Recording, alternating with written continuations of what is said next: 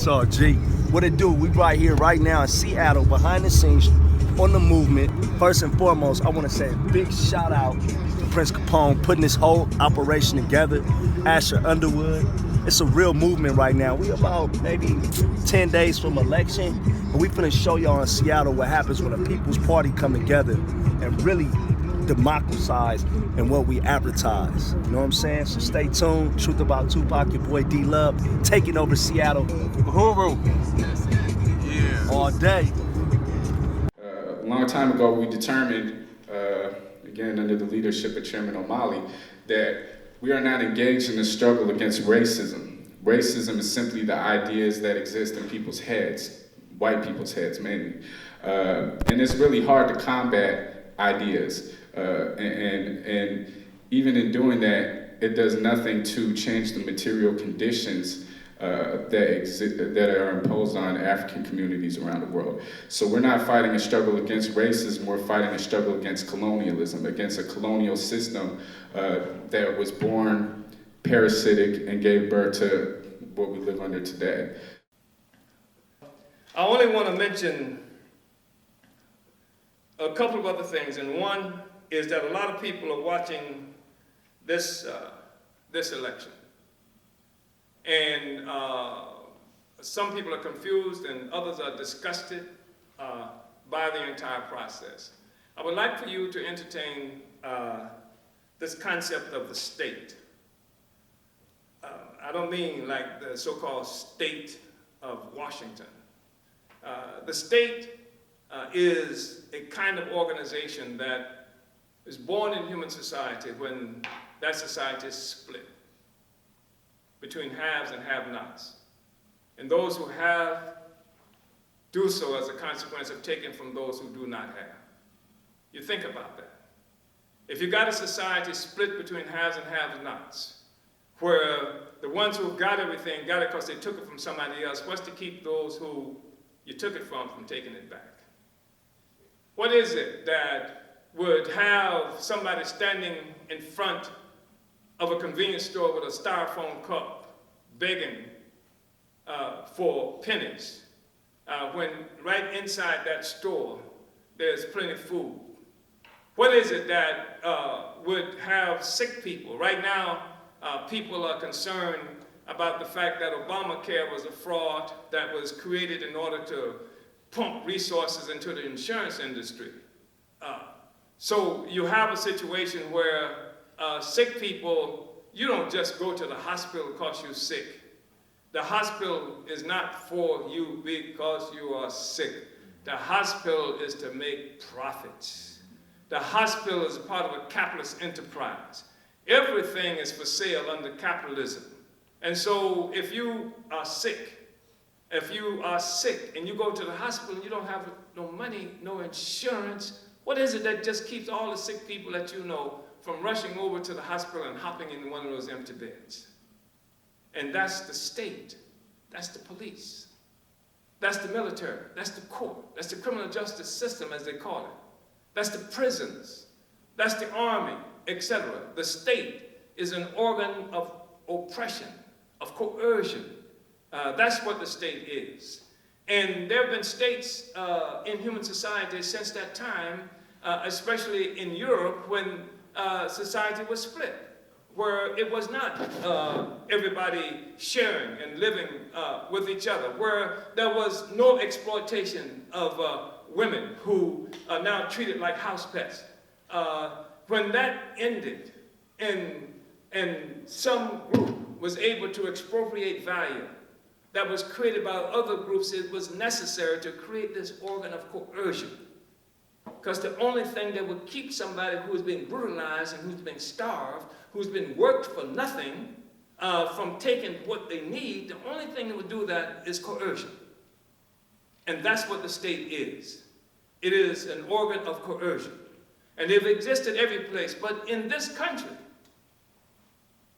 the state was forged in a part of the process of capturing escaped African slaves, the so-called Texas Rangers, which initially was just a group of white citizens who would repress and keep the land of the Mexican people, notwithstanding the fable of the Lone Ranger and Tonto, doing the kinds of things that, horrible things to the indigenous people. That's the state. It protects the status quo. And if we are talking about being free, we have to disrupt the ability of the state. When you talk about the police killings that's happening all around this country, that's the state. The police are not killing us because they don't have body cameras. They're not killing us because they need sensitivity training.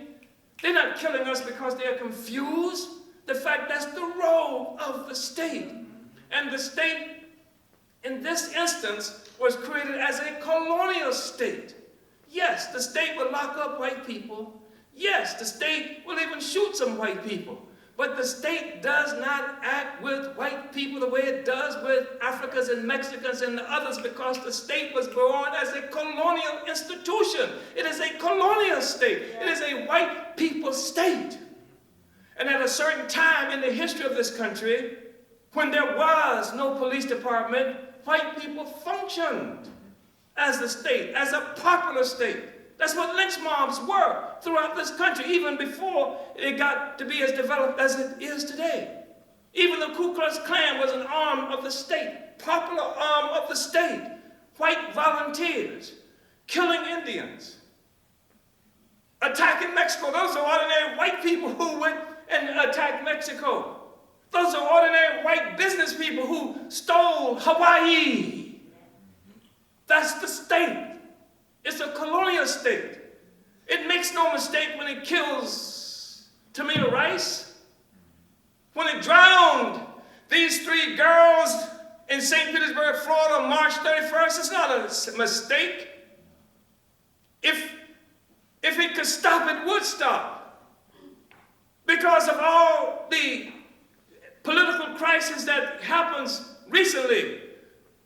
The police kill somebody uprising. Police kill somebody embarrassment. Don't you know that if they could stop it, they'd stop it just to let stuff chill out? They can't stop it because that's the role of the state. And in order for African people to be free, we're going to have to deal with that institution called the state. It is going to have to be crushed. It is going to have to be defeated. There's no way in hell that it is ever going to reconcile itself the interests of African people.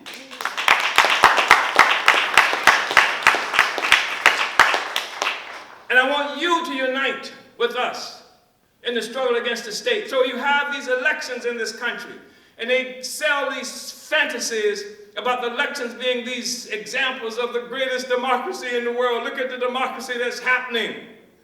And they bomb churches to kill little black children for wanting to participate in this so-called democracy. But the elections have nothing to do with democracy. Generally speaking, an election in this country and in most bourgeois society is a non-violent contest between different sectors, competing sectors of the white ruling class for control of the state. For their own profit-making advantage. Who controls the state is the question. And that's what the election is about. And there is some concern about that, because the state is not just the police. The state are those Marines that they send to places like Iraq and Afghanistan. The state also has a stake in this munitions industry. When Trump says that Israel is going to have to take care of itself, Japan's going to have to take care of itself now, that's a huge threat to a sector of the bourgeoisie in this country. How much money do you think is invested in the arms industry? It's an industry. Trillions of dollars. And you need to be afraid of terrorists. That's how you give them a popular mandate. You tell them, go out and buy some more guns. That's what you vote for when you vote for these guys to carry out war against what they call terrorism. The state is the issue. And you've got all this profit that's associated with the arms industry. That's why Trump is a problem. Not because he's any better, but you notice one thing.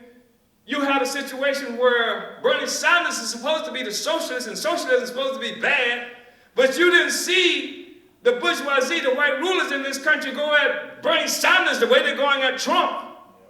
Because Trump represents a real problem. Bernie Sanders, with his play socialism, that he might give people $15 an hour after a number of years. What kind of socialism is that?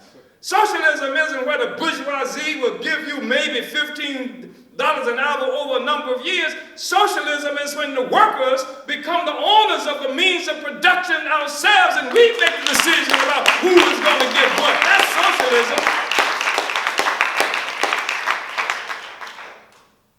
But Trump, and I'm not a Trump guy. I'm tickled. I'm almost at tickled pink. It's contaminated language. I told you, the economic basis gives rise to a certain kind of superstructure that impacts the ideology and everything else here. But Trump, because he's upsetting the apple cart, and the reason Trump can do that is because he has been independent of these other sectors of the ruling class who are competing for control. Look, you see the division of the ruling class in the fact that 17 persons are running for the nomination of the Republican Party. 17. That's the ruling class that's split. And the only thing that has united them is Trump. Because he's making it rough for everybody. And Trump is pulling the clothes off of this whole rotten social system so everybody can see it. And yes, Hillary Clinton is a thief, a criminal, a murderer who has been responsible for the death, and she laughed at the assassination of Muammar Gaddafi that came as a consequence of the policies that came from this country.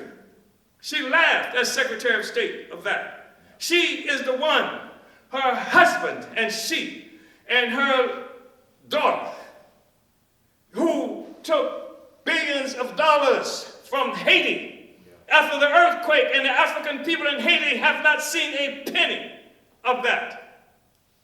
So you're looking at Trump, you're looking at Clinton and everybody she's in bed with, right? And you're looking at the nature of the system itself. And that's what's so wonderful. And what makes it wonderful is that they have said that close to 70% of the people in this country say that the country is heading in the wrong direction.